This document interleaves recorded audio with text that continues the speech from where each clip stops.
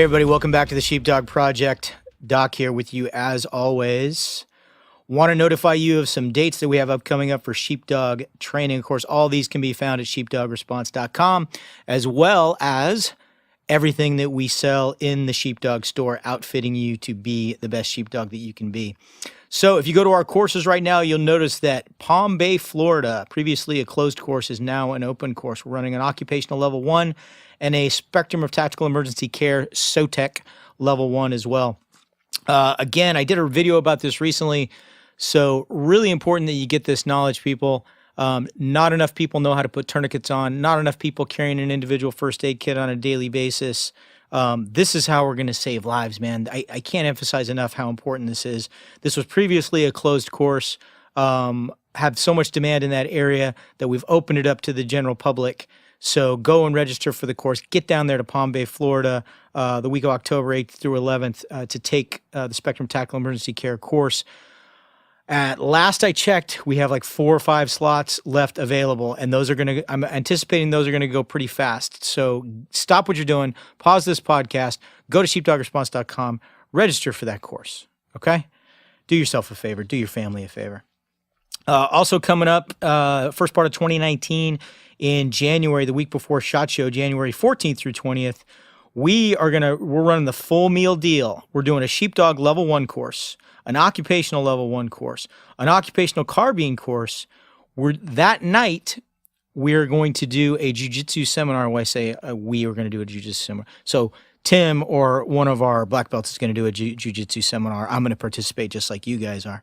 And of course, we're going to do a Spectrum of Tactical Emergency Care course that week as well. And then we're all going to take a half a day to rest, and we're going to go right into SHOT Show. So there's nothing more American than those 2 weeks in Las Vegas. And speaking of nothing more American than, speaking of fine Americans, I have my first ever three-peat guest with me today on the telephone. So my close friend, performance expert, combat-proven Air Force officer, emergency medicine physician, expert in diet, nutrition, exercise, and age management.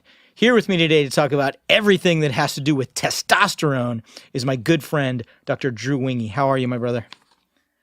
Excellent, Mike. Man, huge honor to be back on the show. And you're right, nothing more American than testosterone, right? No, it pretty much encompasses who we are. I don't know if studies have been done, but I'll bet drinking tea blunts your testosterone production. And I think our first act as a nation to dump that tea in the harbor and say, we don't want your tea. We want to be jacked. I think there's something to that. I think there is.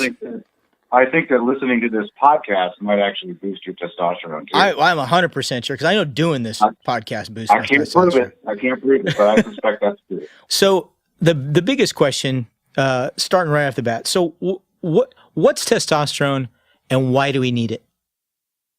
So testosterone is a steroid hormone, and by steroid hormone I mean it is a hormone that is ultimately derived from cholesterol, which is that sort of forms the the molecular backbone for a whole series of different steroid hormones in the body. Only one of which is testosterone. But it is typically thought of as a male hormone. It is the hormone that, at the onset of puberty gives a male all of the characteristics that we typically associate with men: increased muscle mass, hair growth, deepening of the voice, in some cases, increased aggression, that sort of thing. What a lot of people don't know is that testosterone is actually crucial for women too. And, I know on this podcast, we're going to be focusing on male testosterone replacement, but, for you ladies out there, testosterone is actually extremely important. It's only been recently recognized as something also vital for women. But testosterone is a crucial hormone, in both men and women.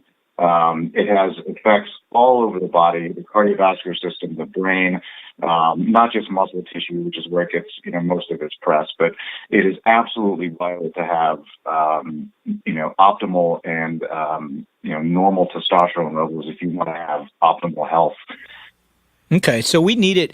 This isn't just when you say testosterone and you use the S word, the word steroid. So typically Right. and traditionally, when people think of this, it's like testosterone. That's muscle. That's me. Me Right. putting a needle in my flesh so that I can Right. get big and get jacked. But it really is Right. about overall health. It's about our body's ability to repair, our ability to regulate our mood, regulate our sleep Absolutely. cycle, how we interact with others, how we regulate inflammation, and other things. Hmm. So testosterone, and as you said, and we'll get more into the fact that that it comes from a cholesterol backbone as we get a little further down, because I've got Hmm. a whole section I Hmm. want to talk about the diet aspect of it. Yeah. What are some reasons that testosterone might be low? I mean, I know we've all heard the radio Hmm. advertisements and seen the TV advertisements, and we know, you lose X amount of testosterone every year after about age Yeah. 30 or Yeah. 40. What are other than age? What are some other reasons that a person's testosterone might be low? Yeah. Well, backing up a little bit, there's kind of an interesting global phenomenon that's been going on over the last few decades. Some people thinking that it started back in the 1960s or possibly earlier, but there has been, a fairly well documented decline in male testosterone levels as time has gone on, and it's also corresponded with a decrease in male fertility, mostly in the Western world. And so there's been a lot of different theories about, oh my gosh, what is causing this? The truth is nobody knows for sure. There's a very, I think, a strong evidence base that there are environmental toxins that have been introduced into our water supply and into our food supply from plastics, from various other sources that essentially they're environmental estrogens, or they mimic the effect of estrogen in the body, and therefore inhibit the production of testosterone in the male, and possibly in the female too. And I think that's fairly well documented. But simple things also like obesity. Obesity is well associated with a decline in testosterone levels. So, I have a feeling it's a combination of a lot of different things. But there's definitely a trend in decline in testosterone levels declining. We do not, on average, have the same sort of testosterone levels that our grandfathers did, and our great grandfathers, and that's where this notion of testosterone replacement therapy is finally starting to come to the forefront in medicine, because it does cause symptoms. It does have health implications. So as for the cause is a lot of different things. Environmental exposures and lifestyle, are going to be the two big ones. Just like with a lot of other health problems. Yeah. You talk about a global decline. If you look back at video footage, documentary video footage of World War II timeframe, when guys were Hmm. training, going to basic training, and you'd see these guys in fatigue pants and boots, but no shirts on, and they're like running PT Yeah. and going over obstacle courses. The average man looked much different back then. Oh yeah, absolutely, Yeah. absolutely. Yeah. I mean, nobody was obese. I've got old family photos from that era, and obesity it was rare. Yeah. And now it's commonplace. I mean, it's so in my opinion, you can't have a 30% obesity rate in some places and not have some sort of health and hormonal implications from that. Yeah. Um, so it makes sense. Yeah. It almost makes you wonder if to some extent, as life has gotten a lot easier, number one. Yeah. We have put a lot of toxins into our atmosphere, into our water supply, into our soil, and we're overpopulating the world. It's almost as if Darwinism is saying, "Okay, we're going to have to dial back your testosterone. We don't want you breeding as much because you've gotten soft, you've gotten lazy, you've overpopulated, you're living this." Hmm. It's almost like it's this self-regulation thing that's actually happening. What about are some people just genetically predisposed to have lower testosterone? Oh, I mean, I think that's probably true. Yeah, I mean, we're all slightly different genetically. One of the interesting things that they've discovered in the last few years is some of the differences that we have in our testosterone receptors, or the androgen receptor in the body. You might have one male who is able to bind testosterone very, very well, and then you have others that, even though the amount of testosterone circulating in their blood is normal or even high, the amount that actually reaches the cell and actually binds the receptor in order to do what it's supposed to do is actually very low. And that's, so when we get on and we talk about, like, how do you diagnose testosterone deficiency, it's kind of tricky, because you can't just go by the serum levels, because you'll have people that have variations in their androgen receptors. And then, of course, you'll have differences too in the Leydig cells in the testes. That's where your testosterone comes from. That can impact how much testosterone. But the worldwide decline in testosterone it's not because of genes. Our genes have not changed significantly in the last 3 to 4 generations. This significant drop that we're seeing is something environmental. Again, there's still, it's going to end up being multiple different things in my opinion, but it's happening too quickly to be attributed to some sort of genetic change in men, all over the world. So obviously a more sedentary lifestyle plays into that. And you mentioned, you have increased fat, increased adipose tissue. That that definitely lowers people's testosterone, lowers men's testosterone. Without question. Without question. What about our modern diet? What do you think that's doing? Well, it all ties in. Yeah, absolutely. I mean, diet has an impact on all aspects of your health. But a lot of it comes down to, a lot of us are suffering from chronic inflammation. And that's a mixed bag of obesity, eating pro-inflammatory, unnatural foods, too high in omega-6 fats and not enough omega-3s. And we're living in an inflammatory environment where we're being exposed to a number of these different toxins, all of which can affect, in particular, like the hypothalamus and the pituitary gland, and affect how much luteinizing hormone and follicle-stimulating hormone and all these other important hormones that regulate testosterone. It can impact their ability to produce those substances, and also inhibit the testes from producing testosterone too. So, yeah, I think without question, lifestyle is huge. In my opinion, it's probably the biggest factor, and nutrition obviously plays right into that. There is an association between like vitamin D deficiency and low testosterone. We talked about vitamin D, I think, in the last podcast. Yeah, we did. I'm very, very bullish on vitamin D. I think it's really important. And in some cases, a man with low T, correcting his vitamin D level might be all he needs. If he's doing everything else right to get his testosterone levels back up. Certainly not in all cases, but there might be some cases where that's true. So, nutrition it affects every aspect of your health, not just testosterone. And so that's something that, as we talk about testosterone replacement, if you're not eating properly and you're not training properly, you're shortchanging yourself in terms of your testosterone.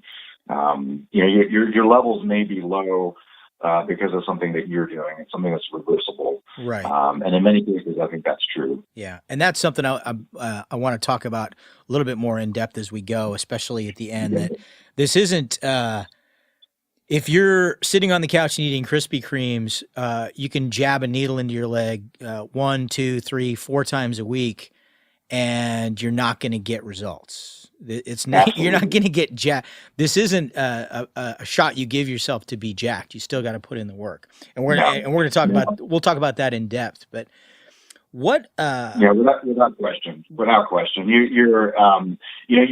might have some, you're likely to have some benefits let's say you're completely sedentary and obese and just a slug.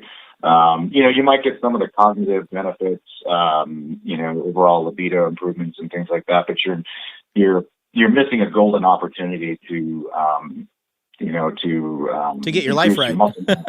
To get your life right. Exactly. Exactly. Yeah. So what are the symptoms that people, and we hear different ones, on the billboards, we see them, we hear them on the radio and on the TV commercials, but in a nutshell, what are the basic symptoms of low testosterone? So this is why it's kind of tricky to diagnose testosterone deficiency, because most of the symptoms are very nonspecific. They could be from a lot of different things. Right. If you contrast, it's like chronic Lyme. Chronic Lyme is it's like chronic Lyme or fibromyalgia. They're very nonspecific. It's very, very nonspecific, but they all get better with exercise. Go figure, huh? Yeah. So, but basically, to contrast, like with women, it's women have a relatively abrupt onset of menopausal symptoms. Sure. Over the course of just a few years, as they get into the perimenopausal, menopausal time frame, they get hot flashes, they get, mood instabilities, weight gain, all of the things that we typically associate with menopause. And they have a specific indicator too in their menses. Absolutely. Yeah. So that's kind of a yardstick that, my menses is getting more irregular or changing. It's been exactly this way for 20 years. Now it's changed. I'm going through menopause, but when it comes to menopause, it's not as clear cut. No, not at all. Yeah. It's easy to recognize, as a physician, when a woman is going through menopause. Mm-hmm. And with a man, the declines in testosterone they tend to be kind of gradual, unless you have like some sort of sudden severe illness. They tend to just kind of creep up on you, basically. And so I know you're familiar with there's this ADAM questionnaire, androgen deficiency, and that was the very next thing I wanted to talk about too. So so we're right on track. There's other ones out there, but I've got it pulled up here on my desktop, and I'll read it out if you don't mind. It's basically 10 questions. Yeah. And these are very. You'll see what I mean. They're very non-specific. Hey, hold on 1 second, Drew. If you're listening to everybody listening to this podcast, if you're not in your car, pause it for a second, get a paper and a pen or a pencil, and write down your answers to these questions, because basically you can find this online, but this is going to give you a key indicator right now, just listening to Drew as he goes through these questions, as to if you're somebody who possibly has low testosterone. So pause this for a second, and then restart when you come back. Drew, go ahead. Yeah. Okay, so these are 10 questions, and basically, if you're positive on 3 or more of these, it can be suspicious for low testosterone. Basically, you should follow that up with a blood test. Number 1, decreasing libido or sex drive. Okay. Number 2, lack of energy. Number 3, decrease in strength and or endurance. Number 4 is loss in height, and that's getting to osteoporosis and some things like that. Mm-hmm. Number 5, a decrease in quote enjoyment of life, end quote. So just sort of this global feeling that you're not enjoying your life like you used to. Number 6, are you sad and or grumpy? Number 7, are your erections less strong? Number 8, have you noticed a recent deterioration in your ability to play sports? Number 9, are you falling asleep after dinner? That's definitely me. And then number 10 is, has there been a recent deterioration in your work performance? Mm-hmm.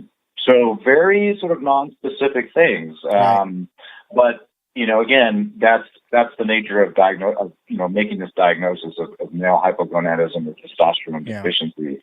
It can be subtle. I think the point that this, because it's non-specific and because you only need 3 out of 10, the point that it illustrates is for the guy in his late 30s who is still going to jiu-jitsu 3 times a week and still splitting the hardwood when it comes to his manly duties. Still skipping out of bed and jumping in his car and going to work every day with a smile on his face and singing on the way home, and still he's doing all those things.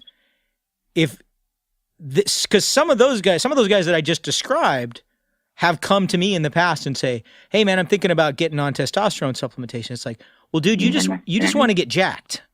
So I'm glad you brought that up. And this is something I feel very, very strongly about. Testosterone replacement therapy exists to treat a hormonal deficiency.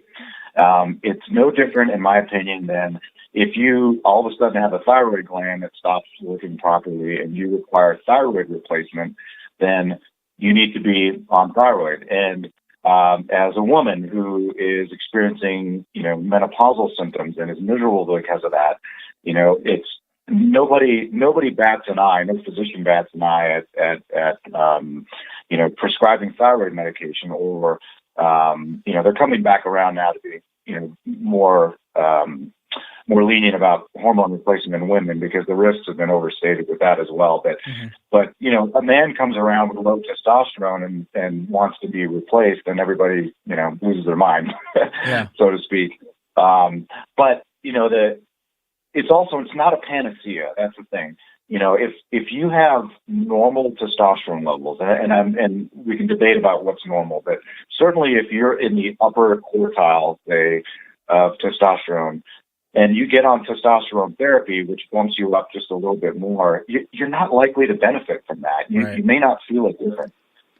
You'll probably get a little bit of placebo effect because you think you are. You might, you might. But the long-term health implications, you're probably not going to get the benefit that, say, if a man comes in and has rock bottom low testosterone, total testosterone less than 300, for example, that guy, when you bring him back up into that top quartile, is going to generally feel like $1 million. But if you're already normal, and certainly if you're high normal, you're not likely to get the benefits of that. And so, and if you go beyond that, that's the realm of juicing, which we're not talking about that. Right. This is correction of a hormonal deficiency, of a legitimate medical condition. We're not talking about juicing. Right. That's, if you want to take super therapeutic amounts of testosterone, that's a whole different podcast. Right. And that's truly when you start to see all of these potential deleterious side effects from testosterone that you hear about with heart disease and blood pressure and cholesterol. Those are all in the realm of bodybuilding and athletes looking for a performance edge by taking 10 to 20, 100 times what's considered to be a therapeutic dose of testosterone. So I'm glad you brought that up.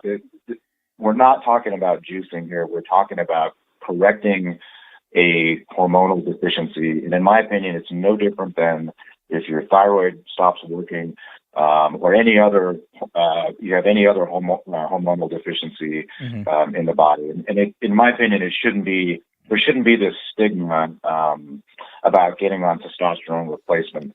And it's getting better. I mean, I think the word is getting out, but still a lot of physicians are reluctant to prescribe it. They don't have the training, and there's just a lot of myths and misconceptions about what TRT is and what TRT isn't.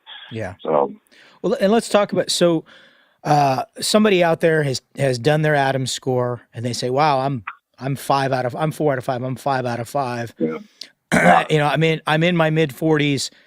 So now the next step, and I was actually going to talk about this actually much later, but I think it fits in better here. Sure. In finding a physician, what should people, and let me tell you a horror story that I heard, because I did a little informal poll among some of my military contemporaries just in the last year.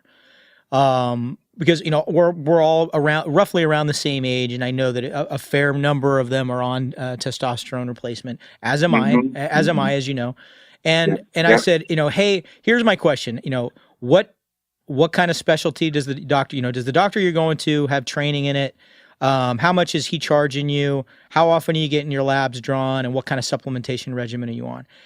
And I got back, literally one guy said, oh, I went to my doctor and I said, hey, I think I need to have my testosterone levels checked. And he said, oh, why bother? I'll just write you for it. And I'm like, oh my God. and I told this guy, I said, that guy is literally the epitome of a bad doctor. Like that, if you look up bad doctor in the dictionary, and he goes, no, he's great. He's the best doctor. And he's like, yeah, you think, he's your best friend. He's your buddy. Yeah. And that's your doctor. Probably not doing him any favors. He's not doing him any favors. And, it's not, I see that. I literally see that on the same playing field as a guy that, hey man, my knee's kind of hurt. Oh, here's some Vicodin. Like it's literally no different. It's you're dispensing a different kind of candy, but you're still dispensing candy. There are people that have an absolute need to have Vicodin for pain control, and there are people that have an absolute need to have testosterone. But this is not the candy store. You wouldn't go to your doctor and say, I think my thyroid's low, and then expect your doctor, have the doctor just say, well, here's some thyroid medicine without let's just throw this at you. Yeah. So it just doesn't make any sense. So what type of certification should people be looking for? How is somebody going to know going in? I went in, back to some years ago to talk to a doctor about this, about, hey, I think I need this.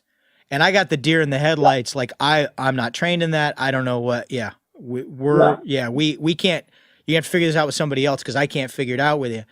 But some doctors will fake it until they make it. And I hate to say that about colleagues, but we both know it's true. So what should people be looking for? What kind of training, what kind of specialty or subspecialty, and what kind of tests should they see and advice should they be getting that they know they're in good hands? Well, yeah, that's a great question. Obviously you and I went to emergency medicine residency together, and not surprisingly, we didn't get any lectures on this because it's not really part of the specialty. But when I did my family medicine residency before that, I had plenty of lectures and plenty of training on female hormone replacement. But in the 3 years of that residency, and even in the 4 years of med school before that,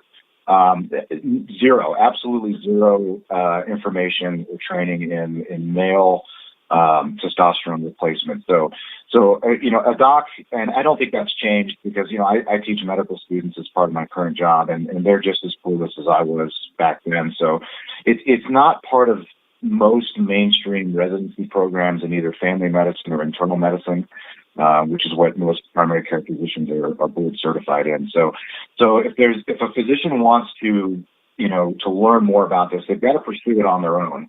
And there's a number of different avenues to do that. There's a number of different age management organizations. I got mine through the Semigenics program, which I thought was excellent. But there's a number of other ones, A4M.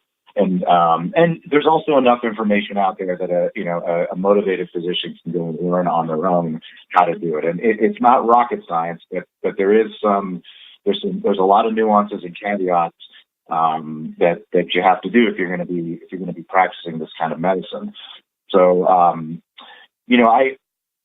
I've run into some of the same issues that you have with some of my primary care colleagues. For example, my dad just turned 85, and he's been on TRT now for, probably 10 years. And his internist, who's very, very sharp, takes excellent care of his cardiovascular disease, his kidney disease, his heart failure, everything, continues to, in my opinion, improperly dose his testosterone. And that's just one of the many problems that I see is the dosing is incorrect. The monitoring tends to be, if it exists at all, tends to be, inadequate. And the lab, monitoring, tends to be, suboptimal. But probably the biggest thing that concerns me is, a man can come into a clinic and have very, very low testosterone levels documented on a blood test, and then just receive a testosterone prescription without any sort of further workup as to why it's low. And that's especially true in men that are younger. Even if they're under 45, especially, there needs to be, in my opinion, some kind of a workup, because even though it's rare, there are some pretty serious underlying medical conditions that can cause low testosterone. I picked up a couple guys over the years with a condition called hemochromatosis, which is a genetic condition where your body stores too much iron, and it damages the liver and a number of different other organ systems. And if you don't treat it, it can be really, really serious. And screening for things like a prolactinoma, which is a type of pituitary tumor that can cause low testosterone, that sort of thing. So they'll make the diagnosis of low testosterone, and they'll initiate therapy, which is great, but they sometimes will not pursue a workup as to why. And most of the time it's what we call idiopathic, meaning you have low T, we don't know why. Right. But we're not finding anything serious. But you still have to look, because those things are out there. And in my opinion, as a physician, you're not doing your due diligence, and you're not doing the right thing by the patient if you don't do some screening for some of these more rare underlying conditions. So those are the problems that I see the most in primary care. So if you want to coming full circle here, if you want to find somebody to prescribe you testosterone, in my opinion, unless you've got a very motivated primary care physician, I would recommend that you seek out and find a clinic that specializes in low testosterone, and they're popping up all over the place. And some are going to be better than others. You got to do your homework a little bit, but you want to have somebody who is trained in this, who does this as part of their everyday practice, and is very conscientious and able to monitor to you, make sure your levels are okay, make sure you're not experiencing any side effects. For example, like one of the things that gets happened all the time is docs, they don't check estradiol levels on TRT. You can have rises in your estradiol, so you'll feel great for a few months on TRT, and all of a sudden you start feeling bad again. And there's no reason. Your dose hasn't changed. You're doing everything else right, and a lot of times it's because your estradiol level has come up through aromatization, and we can talk about that a little bit later. But and that needs to be addressed. There are medications you can take to bring that estradiol level down. But you won't know that unless your doctor is checking you for that. And that should be just part and parcel of the basic workup for this sort of thing, is checking an estradiol level. But a lot of times it doesn't happen. Okay. So to recap right out of the gate, you go in, that physician looks you in the eye and says, yes, this is something that I am comfortable managing. So you should get a battery of tests right off the bat. It should be no way that they should be writing you a script without an initial battery of blood tests.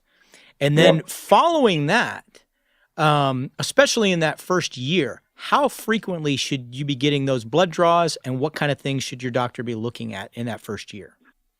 So you know different things for different docs. I like every 6 months, basically, assuming everything is going well. So at the 3 month mark, if everything's great, then you're feeling good. At that point, I don't necessarily think that you have to have additional blood work. If something's not quite right, or let's say, like I said before, you were feeling good initially, but then now you're not quite feeling so great, or maybe you're getting a little bit of water retention, that sort of thing, then some blood work, specifically looking at things like estradiol, is important. There's a few things other than estradiol, though, that I think are important. I think getting regular lipid panels is important. The other thing that can happen, it's not very often, and you and I have talked about this offline before, is you can get a condition called polycythemia, right. Where basically, one of the things that testosterone does is it stimulates the production of red blood cells in your bone marrow, which is a good thing. But if that hematocrit level starts to rise, especially if it gets up over about 50%, and in layman's terms, your blood sort of becomes a little bit more thick, a little bit more viscous. There's a theoretically... You're going from 20 weight oil to 40 weight oil, basically. Yeah, exactly. That's a great way to put it. So theoretically, it could increase your risk of a stroke or a blood clot, that sort of thing. Again, it doesn't happen often. It's rare. But that needs to be checked, because there is a subset of men that have very hyper-responsive bone marrow. And again, it probably gets back to, these are guys that have androgen receptors that are very sensitive to testosterone. And so in that case, if you tend to run high on your hematocrits, you have to get phlebotomy every few months. So basically just go donate blood, which is a good thing to do anyway, and just keep those levels down. But that's, if you don't have regular CBCs, you're not going to know Right. If that's the case. And so that's really important. It's also important to get a baseline testosterone level once you've been on therapy for a while, to look at your levels and see where you're at. Make sure that you're not too high or not too low, that sort of thing, and sort of dial things in, based on your symptoms and that sort of thing. So, testosterone therapy, it's not fire and forget, which unfortunately that happens a lot, but it's not fire and forget. It's minimum, in my opinion, every 6 months, assuming everything is going okay. Right. Do you think, I would say just for men of that age anyway, and probably especially when you're on something that's going to affect androgen receptors, do you feel that a prostate-specific antigen needs to be part of that panel as well? So that's a good question. So that was one of the things, you probably learned it in med school, and I did too. Like, oh my God, if you put people on testosterone, you're going to give them prostate cancer. Yeah, I did. And that was one of my fears when I started getting supplementation. Absolutely. Or that if you've got a prostate cancer and you, a tiny little prostate cancer that you don't know about, the term they always used to use is, you're adding fuel to the fire. Right. It's like, you remember the Bane character in Batman used to inject, he had venom was the stuff that went into his body, and he all of a sudden got huge. I was led to believe that testosterone would do that to a prostate tumor. Yeah, all of a sudden you're going to have a prostate the size of a grapefruit, and you're going to die of prostate cancer, and that has been thoroughly debunked. So ironically, the risk of prostate cancer is higher if you have low testosterone than it is if you have high testosterone. And there's absolutely no evidence to support the fact that that replacing testosterone, especially within the accepted norms, increases your risk of prostate cancer whatsoever. It's completely false. And so the screening for prostate cancer when you're on TRT should be no different than screening for prostate cancer if you're not on TRT. Okay, so a once a year thing then. Yeah. And even then, it's debatable. Like there's a lot of debate about whether we should even be getting PSAs on men. And, that's something you've got to just talk over with your doctor and kind of weigh the risks. And, if you have a strong family history of prostate cancer, you may want to be screened. If you don't, and let's say you're an older guy in your 70s, you may decide to forego that. And I think that's totally fine. So we need to put that one to rest. There's just no association with prostate cancer and TRT. And kind of a side note for people out there, prostate cancer does run in my family, and mine. I'm very conscious of where my PSA numbers are.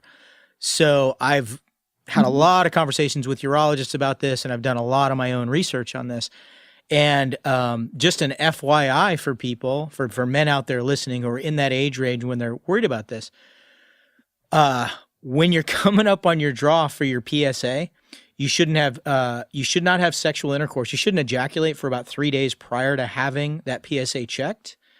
And you shouldn't, if you're somebody who likes to get out there and ride a mountain bike or ride a road bike, that's something you shouldn't do for about a week beforehand, because those are things that have been proven. Just the pressure on your prostate, that the type of pressure you get on a long bike ride of, say, an hour or more, will cause your PSA to go up, and ejaculation will cause your PSA to go up, as will prostate infection and some other things.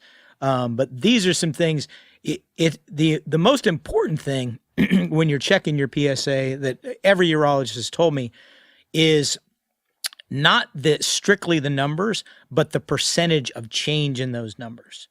And that's right. We know your PSA goes up. Everybody's prostate gets bigger as they get older, and by the time you're 80 years old, you have an 80% chance of having some type of prostate cancer. So your numbers are going to go up. But the concern, and again, we're not doing a show specifically about prostates, but it's it's a topic I've had to look up again recently. When you're looking at your numbers, if you were if they expect you for your age range to be 1.4 and over, but you're consistently 1.5, that's probably not as big a deal as if you go from 1.5 to 2 in a 6-month period, because that's an increase of by a third in a 6-month period. That's when they're going to start getting worried. They say a change of like a quarter to a third in a brief period of time is indicative of some cellular change, and that's when they get excited about that number. Yeah, exactly. And most of the time that's a transient rise from a little prostatitis or, for some other benign reason.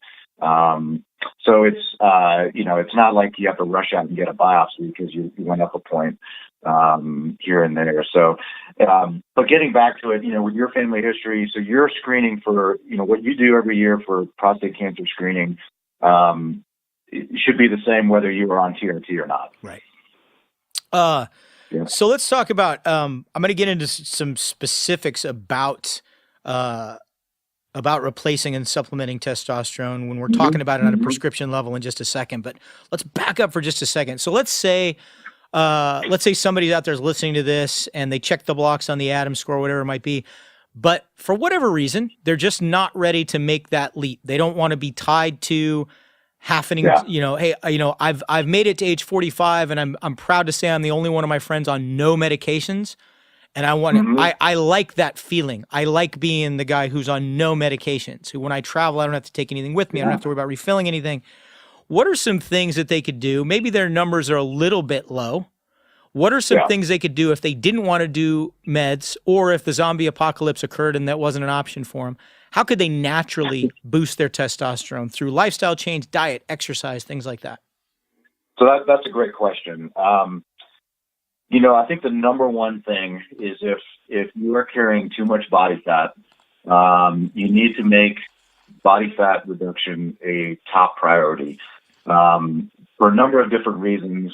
So body fat, especially visceral body fat, results in a drop in testosterone levels the higher you get. There's a aromatase enzyme which converts testosterone into estradiol that's quite prevalent in body fat, and so if you check estradiol levels on morbidly obese men, they almost universally have high estradiol levels, and that estradiol level inhibits testosterone production in the body. So, the American Council on Exercise, they call a normal body fat percentage in men up to 24%. So they say 18 to 24%. So, if you're, which to me is obscene. If you're walking around and a quarter of your body weight is fat, that's a problem in my opinion. And that has, it more than likely is having some sort of a deleterious effect on your body fat percentage. So number one, if you're a little pudgy around the middle, you need to get your body fat percentage down. That may be all that you need to do. And that ties into other things. If you have type 2 diabetes, you got to get that handled. And again, that gets back to losing body fat percentage. The rest of it comes down to other lifestyle choices. Guys that use marijuana regularly, like heavy users, weekly users, that's well shown to lower testosterone levels for sure. Chronic opiate use. So we got a lot of guys, unfortunately, that were severely injured overseas and are on chronic opiates. That's a known risk factor for lowering testosterone. And so, if at all possible, for a number of different reasons, minimizing that would be a good idea. But the other one, and it's also right up there with body fat, is high intensity exercise, specifically resistance training, working really hard for short periods of time, doing big, heavy compound lifts, squats, deadlifts, etc., can give you a little boost in testosterone.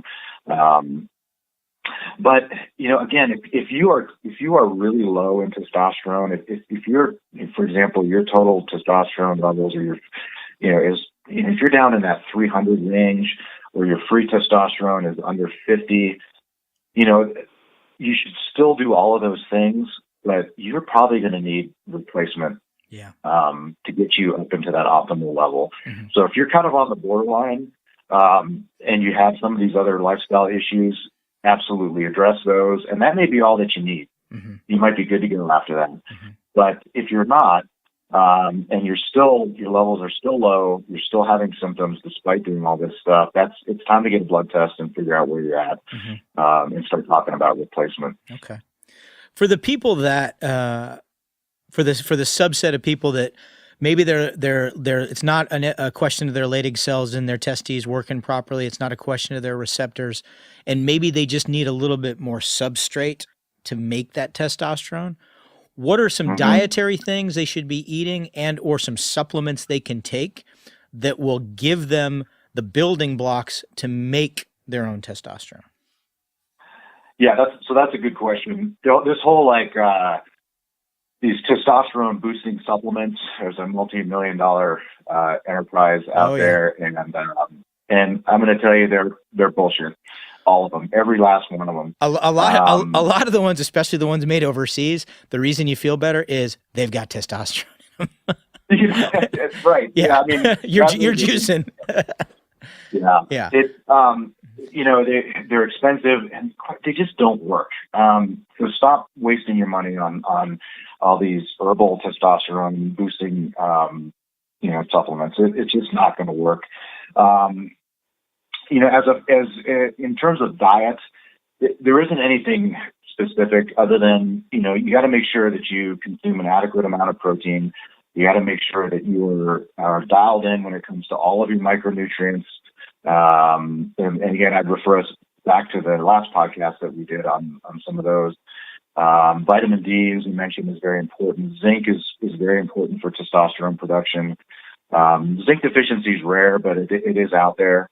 So you have to be dialed in terms of both your macronutrients and all of your micronutrients.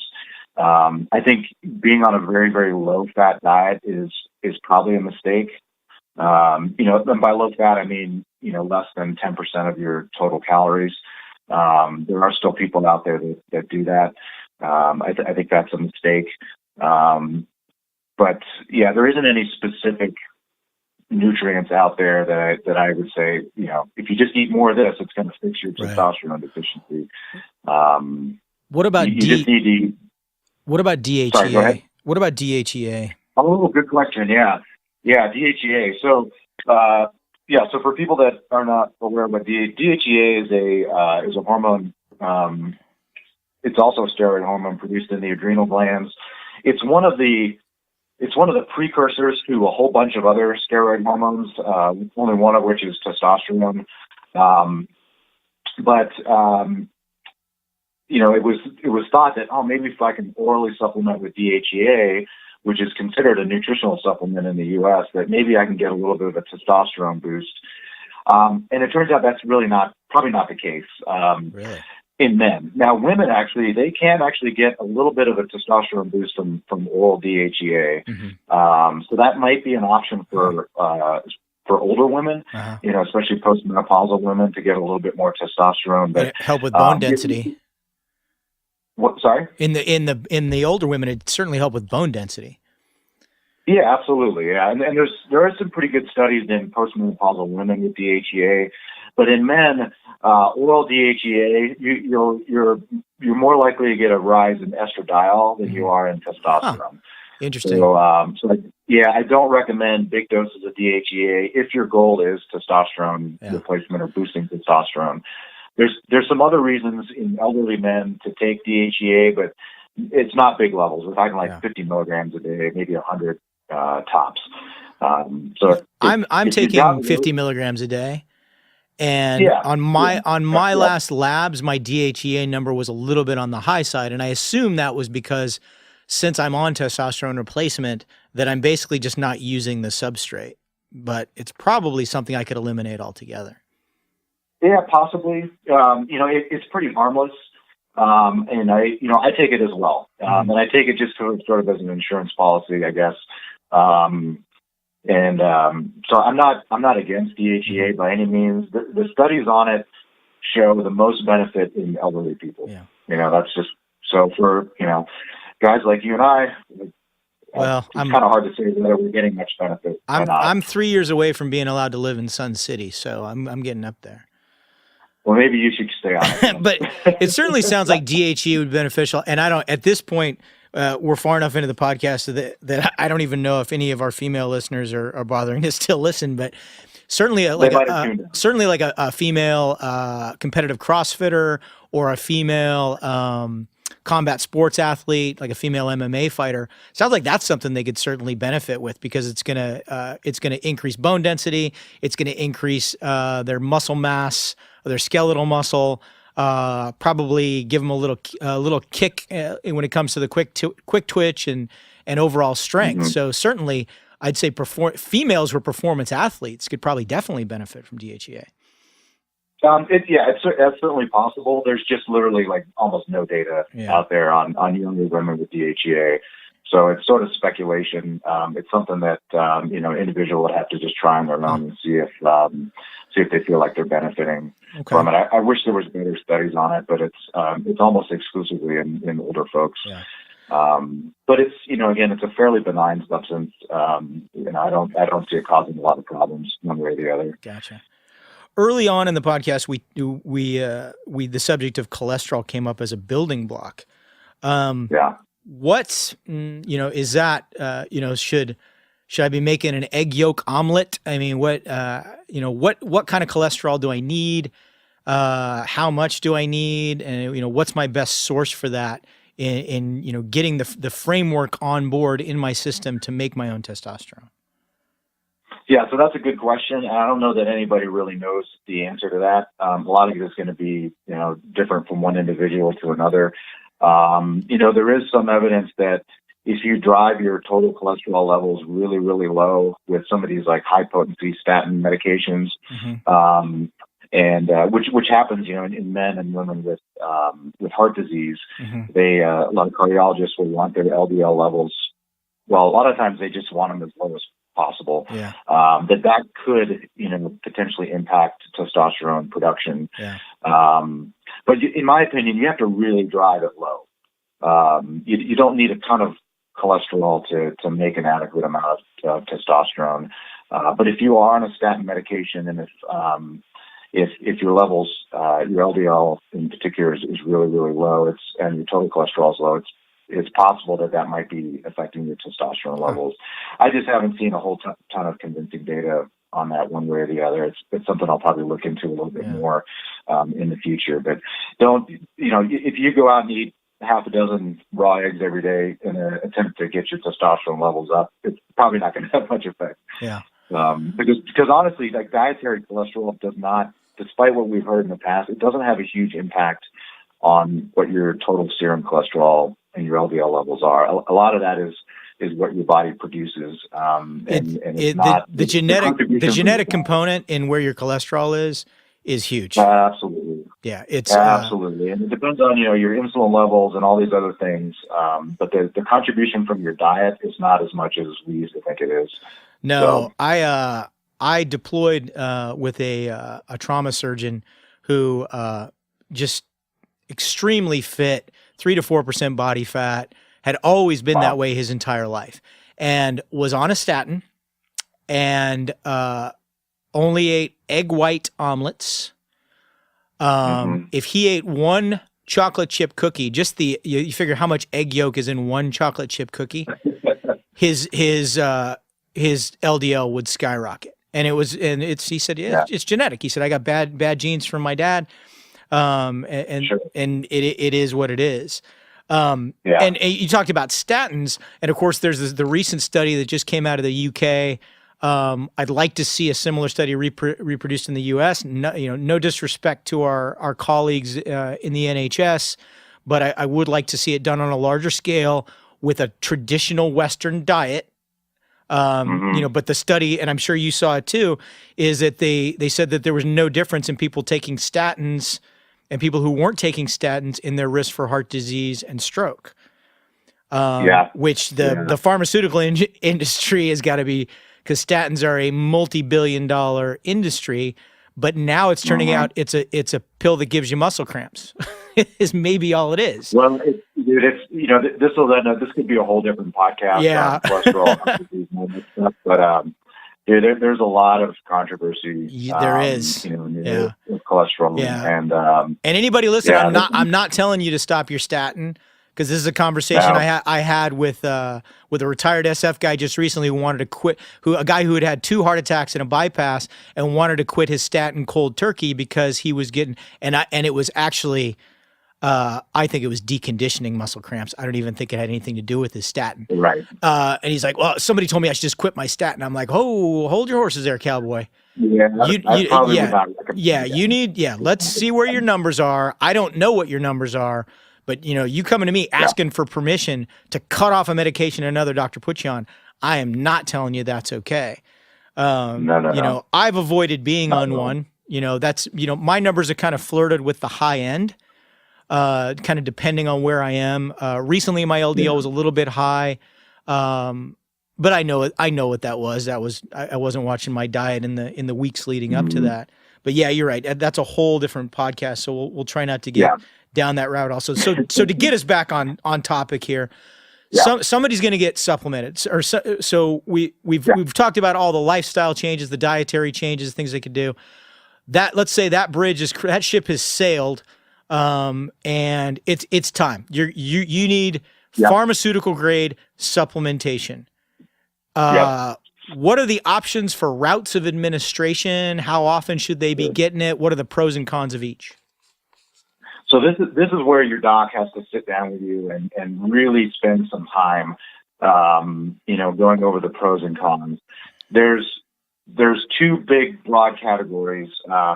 There's actual testosterone replacement, where let's say, for example, you got a guy who, for whatever reason, that his body is incapable of producing enough testosterone at the level of the testes.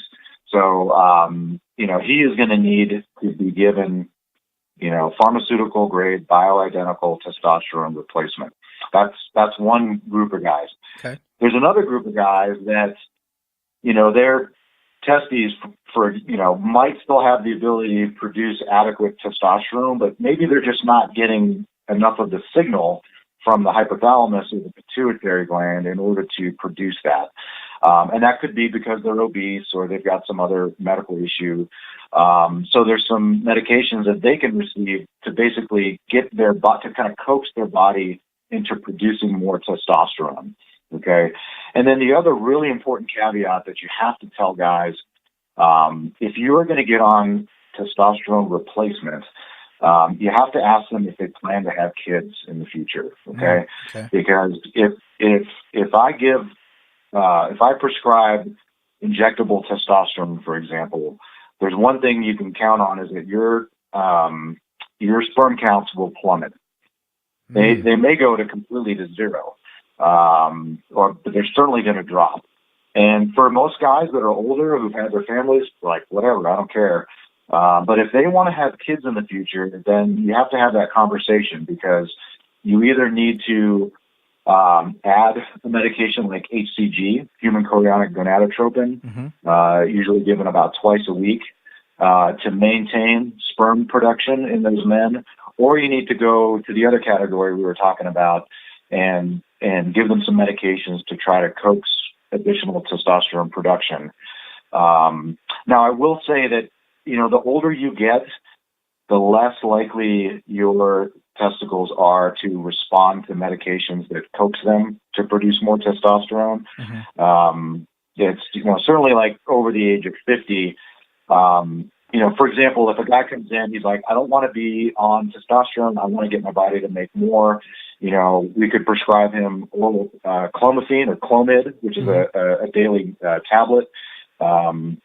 You could do the HCG injections. You can use a Mastrozole, which is one of these aromatase inhibitors.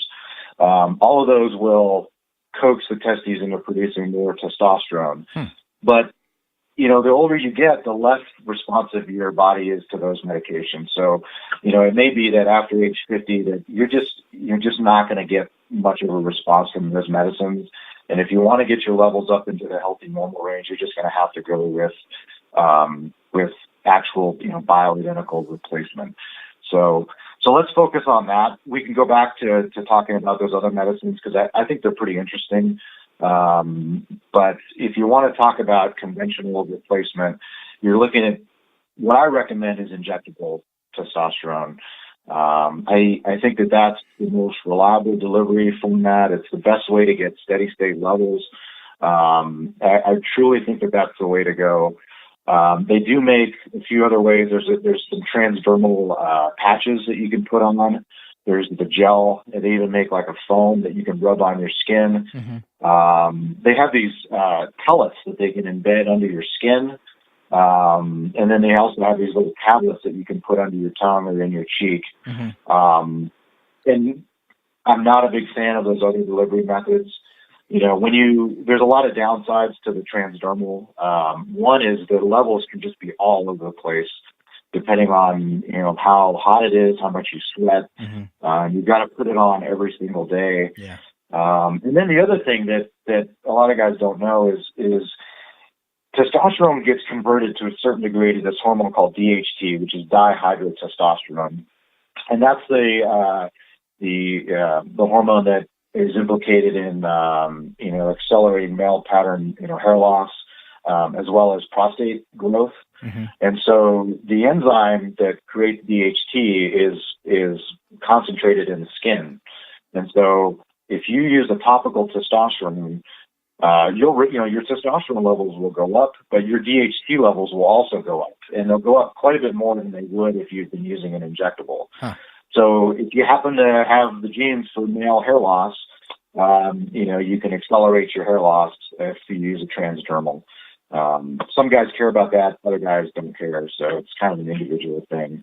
It does elevate these dihydrotestosterone or DHT levels, and that can cause some prostate growth. And it can accelerate hair loss if you have the genes for, you know, the male pattern baldness. It can do that. And then there's these pellets that they embed under your skin, which you know, they last anywhere between 3 to 5 months, which seems great because, you know, you don't have to worry about injections every week. Fire and forget. Fire and forget. The problem is, you know, when they put them in there, they're basically just guessing at what your levels are going to be. So you may end up being too low, in which case you have to go back and get more pellets or start on an injectable. Or you might be too high and have all kinds of side effects like oily skin and hair loss and all this sort of thing. So, you know, I'm a fan of precision, and I know you are too. I like to know exactly how much medication I'm giving. I like to be able to measure the blood tests and know that they're reliable from day to day. So, you know, unless you've got some sort of needle phobia, you really, I think injectable is the way to go. And it should be dosed, ideally to get a really nice steady state, you should do it twice a week. But that's not feasible for a lot of folks. So, you know, once a week is probably the best for injectable testosterone. But most physicians, and if you look at the package insert, you know, they'll give like a cc every 2 weeks or a cc every 4 weeks, which just doesn't make any sense. Yeah, you end up I just recently had a guy tell me that he's like, oh, it took my doctor and I 8 months to figure out. And I'm like, it sounds to me like your doctor didn't know what the hell he was doing, because initially he was going into his office every 3 weeks and getting an injection, and I'm like, and this wasn't and this wasn't ancient history. I mean, this wasn't like he wasn't talking about 2008 that this was happening. This was like a little over a year ago, and I'm like, I've never heard of anything like it. You know, I've gone. I initially was on the twice a week, which I hated. And currently I'm on the once a week, which I love. And my doctor's philosophy, and I'll see how you feel about this, is he says it as far as steady state, you go for about 5 days and then you drop off. He said, but I like that because that during that little lag of 2 days, that should kick some of your, so we don't lose all of your own natural ability to produce. And he said, and also I think I don't, in his patient population, he said, I haven't noticed people saying they felt, significantly. It's not like they hit a wall on day 6. So Precisely. yeah, so the difference in how people felt lifestyle from twice a week to once a week was not even there. And then the fact that they didn't have to, oh, it's Wednesday and I'm halfway driving to work and realize I forgot. It's a little bit easier for me to know because Sunday's my rest day for working out anyway. So rather than get up and go into the, I got to go to the gym and then I've eaten up the whole morning and then I come back and now I'm in a hurry getting in the shower and everything else. I can kind of leisurely get out of bed. And that's the only thing I got to do that morning. I'm not going to the gym. Today's just my day to do my shot. Exactly.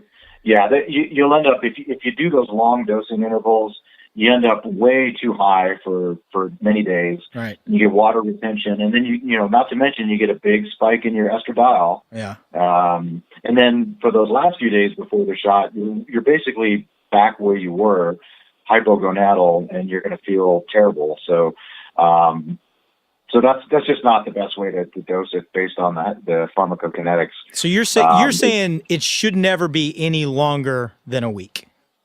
Yeah, precisely. Okay. Absolutely. Yeah. Once a week.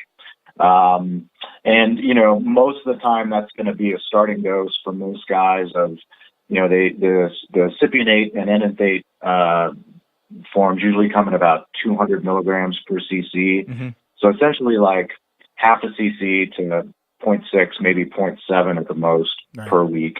We'll get the majority of men, above that 80th percentile, essentially, and keep them there, for, into perpetuity, basically.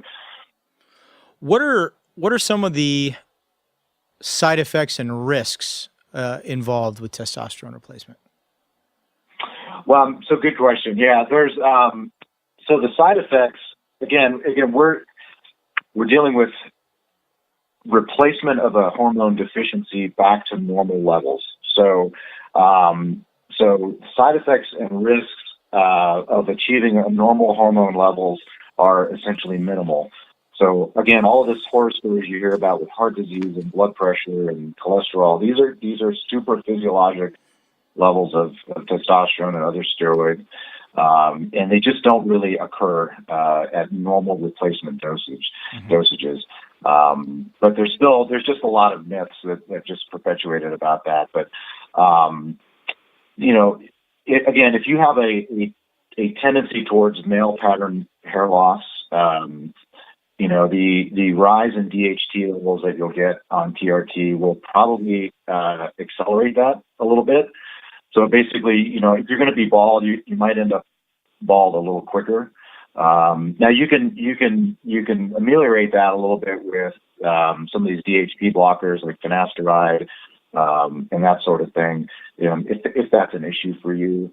Then the other one really is the polycythemia thing, or the erythrocytosis we talked about, where your hematocrit starts to drift up. So your blood, your blood gets too thick. Yeah, exactly. And again, it doesn't happen very often, but that's why it needs to be monitored. And then, the other one we touched on before is you can have, rises in your estradiol level, and that can cause some water retention. They can decrease your libido. And again, that's the typical way that happens is you feel great for the first few months that you're on TRT, and then all of a sudden your libido's down. Maybe you've gained a little bit of weight, you're holding on to a little bit of water, and that can be from estradiol. So those need to be monitored. And if you're one of these guys that just aromatizes more than others, and you have a high estradiol level, then there's additional medication you can take. Anastrozole is the one that gets commonly used to bring that estradiol level down. You don't want to drive it too low, because you will feel absolutely awful if your estradiol levels are low. You wouldn't think that as a man, because you think that that's a female hormone, but it's really not. It's you need estradiol. It's really important, but you want to be in kind of that sweet spot, that middle range. Gotcha. Roughly around 20 to 30 is where most docs will want you. If you drive it too low, you're going to feel bad. You're going to get joint pains, joint aches, that sort of thing. If it's too high, you'll get some of the other side effects that we talked about. But the risks, that we all learned about in terms of heart disease and that sort of stuff are just not true. In fact, if you'll indulge me, I want to read something that it's a direct quote from the Mayo Clinic proceedings. It came out in 2015, and basically they analyzed all of these studies that had come out that showed that there was an increased risk of heart disease with testosterone replacement. And essentially they debunked all of those studies. And their conclusion was, and I'm just going to read it verbatim if you don't mind. Sure, yeah, hit me. It says, quote, "We find no scientific basis for the suggestion that T therapy increases cardiovascular risk. In fact, as of this date, we are unaware of any compelling evidence that testosterone therapy is associated with increased cardiovascular risk. On the contrary, the weight of evidence accumulated by researchers around the world over several decades clearly indicates that higher levels of testosterone are associated with amelioration of cardiovascular risk factors and reduced risk of mortality, period," end quote. So there you have it. Well, I know that since, I've been on supplementation, I guess, since 2013. And I know that at the time that I got on it, I was noticing a huge decline in my ability to exercise. I was retaining fat. I was sleeping terribly. My energy level was completely in the toilet. My mood was awful. And since being on it, I mean, I've had some ups and downs just because of deployment and work schedule and lifestyle and everything else. But I mean, this week I did 3 of the days this week, I did 2-a-day workouts. I'm doing strength and conditioning in the morning, and I'm either doing jiu-jitsu or Muay Thai at night. I'm like 30 years older than everybody. When I do a Muay Thai class, I'm 30 years older than everybody in there. And just the amount of activity that I'm able to do, the amount of exercise that I'm able to do, I mean, that speaks to my cardiovascular fitness right there. I mean, I'm doing a cardiac stress test about 6 times a week, and I'm not having any chest pain or, I'm having shortness of breath, but that's just because I'm in my anaerobic threshold and I'm winding myself. So I would love to have a coronary CT or a stress test and take a look at what my vessels look like, because I'm anticipating that for a 52-year-old, I think I'm probably in the top 20%. Yeah, I think that yours would come out and be completely normal. Yeah. You and I have talked about this before, but what you just described as what you're doing as a 52-year-old, that should be the norm.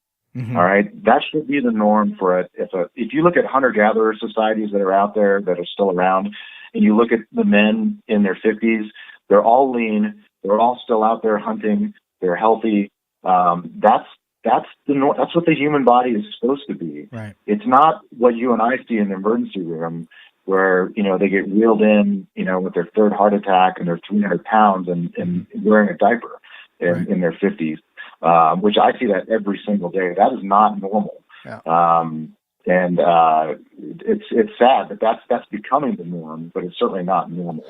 I had a patient in the last year who came in who had a laundry list of maladies, and I think it had 2 heart attacks, on blood pressure medication, type 2 diabetic, everything else. And I'm like, "Hey man, what's going on?" And he's like, "Hey doc, what can I tell you? I'm 51. I'm getting old. I've got all the stuff." And I was like, "Dude, no sir." Yeah. I looked and I'm like, "You're 8 months younger than me, dude." Like there's there's not, and it wasn't, I understand, there are lifestyle issues and everything else, but you can't just use that. It's like I've had patients come in and had a guy look me in the face. I'm like, and tell me, he goes, "I'm just beat up. I did 20 years in the Air Force, so I'm just beat up, and that's why I smoke, and that's why I drink, and because that's just what you do when you're in the military. And I did 20 years in the Air Force. So I'm just all broken up."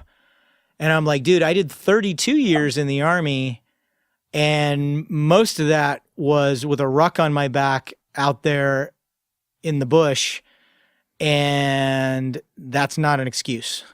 Like, No. there's chunks of me on at least 4 continents, and that's not an excuse. You and Tim talk about freedom a lot in your podcast, which I love. But let me tell you, health is freedom. There's nothing that will curtail your personal freedom more than being unhealthy and developing some sort of chronic disease that enslaves you to the medical system, which, trust me, you and I are on the front lines, and we get to watch the implosion of the American healthcare system. Mm-hmm. There's no quicker way to lose your freedom than to have a stroke or a heart attack, or become dependent on prescription medications that, without insurance, you would not be able to afford. So, if you want to be free, you better get yourself healthy. That's the bottom line. Yeah, the epitome of not being free is having to go for dialysis twice a week. Right, you are a slave to your dialysis. Yeah, machine. Is that honestly, is that what you want? I mean, let me ask you one more. We've covered some amazing information. This is like a nugget for everybody. I hope they make good use of it. One more question for the guy who's out there who's 44, 45 years old, and he's been living right. He's been exercising. Pretty much watching what he's eating, but age is catching up with him. His testosterone is starting to slip, and he knows he's in a position where he's a year or two away from probably being on testosterone replacement. This is a guy who wants to live to age 90. How long is he going to be on it for the rest of his life? This is a question I get asked. And how safe do we know, or do we think that it is for somebody to be on it for a long, how long can somebody be on it? 10 years, 15 years, 20 years, 40 years? What is it? That's a great question. Awesome question. So the short answer is, unless he has some sort of obvious reversible thing that is making him have low testosterone, like he's obese, etc. And he genuinely has low. The ability of his body to produce testosterone is now compromised, and it's not coming back. Then so he's going to be on TRT for life. And again, we have to get back to the idea of, you're correcting a deficiency. Right.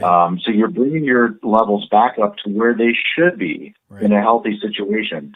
So it's not, TRT is not something that you go on and then go off. That's cycling. That's juicing, basically. Right. It's just like if all of a sudden you developed Hashimoto's and had low thyroid, right. You're going to be on thyroid replacement for the rest of your life, because your body can no longer adequately produce testosterone. So why would you ever stop? Right. You'll just go right back to being low thyroid, and it's the same with testosterone. The idea is to keep your levels at the healthy upper limits of normal for as long as you're alive. Now we don't have 40-year studies on what the implications of that are. But what we do know is that all of your cardiovascular risk factors get better. And so the odds of you... I think we lost him again.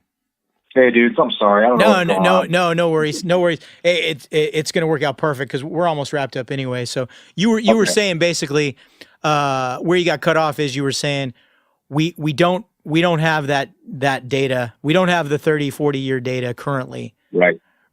But you know what? With my generation, we're going to. I think so. Yeah. I think so. But again, it gets back to the example of,